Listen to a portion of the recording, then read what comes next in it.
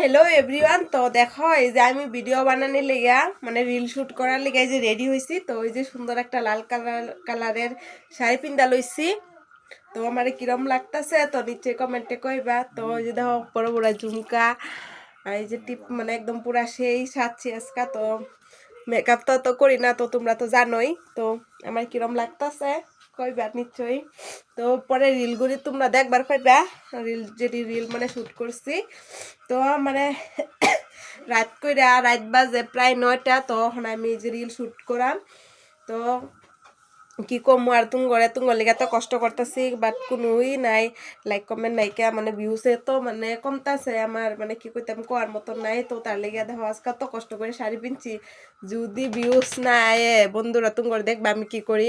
তো ওই যে দেখো রেডি হয়ে গেছি গা।